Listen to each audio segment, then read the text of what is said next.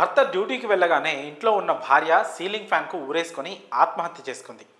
అదే టైంకి అదే ఊరికి చెందిన మరో యువకుడు కూడా గ్రామానికి సమీపంలోని ఓ గోడౌన్లో ఉరివేసుకొని బలవన్మరణానికి పాల్పడ్డాడు. ఒకే ఊరికి చెందిన వివాహిత యువకుడు ఒకే రోజు ఒకే టైంకి సూసైడ్ చేసుకోవడంతో ఈ జంట ఆత్మహత్యలపై పలు అనుమానాలు వ్యక్తమవుతున్నాయి. వివాహిత వయసు 30 ఏళ్లు కాగా యువకుడికి 22 ఏళ్లు.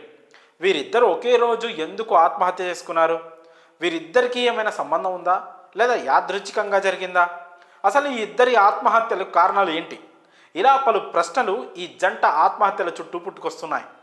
పూర్తి వివరాల్లోకి వెళ్తే విశాఖపట్నం జిల్లా పద్మనాభం మండలం కృష్ణాపురం గ్రామంలో జంట ఆత్మహత్యలు చోటు చేసుకున్నాయి. కృష్ణాపురం గ్రామానికి చెందిన కనకల శంకర్రావు లారీ డ్రైవర్. అతనికి కనకల లక్ష్మితో 10 ఏళ్ల క్రితం పెళ్ళయింది. 2 పిల్లలతో సంసారం హాయిగా సాగిపోతుంది. ఇంతలో ఏమైందో ఏమో కానీ సోమవారం ఉదయం భర్త డ్యూటీకి వెళ్ళగానే తన ఇంట్లో ఉన్న సీలింగ్ ఫ్యాన్కు లక్ష్మి ఊరేసుకుంది. కొద్దిసేపటి తర్వాత మధ్య గ్రామంలో ఉండే మరిది ఇంటికి రాగా లక్ష్మి ఫ్యాన్కు వేలాడుతూ కనిపించింది.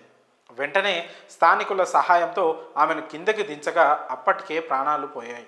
ఇదిలా ఉండగా లక్ష్మి ఆత్మహత్యకు పాల్పడిన సమయంలోనే అదే గ్రామానికి చెందిన మోకర ఆదిత్య అనే కుర్రాడు కూడా గ్రామ శివారున బలవన్మరణానికి పాల్పడ్డాడు.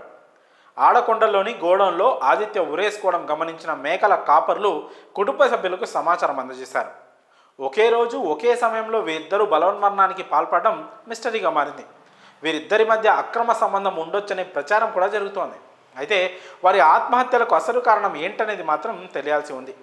వీరిద్దరి మధ్య వివాహేతర సంబంధం ఉందా అనే పుకార్లు మాత్రం బలంగా వినిపిస్తున్నాయి. కాగా ఈ 2 ఘటనలపై కేసు నమోదు చేసుకున్న పోలీసులు దర్యాప్తు మొదలుపెట్టారు. మరి ఈ జంట ఆత్మహత్యలపై మీ అభిప్రాయాలను కామెంట్స్ రూపంలో తెలియజేయండి.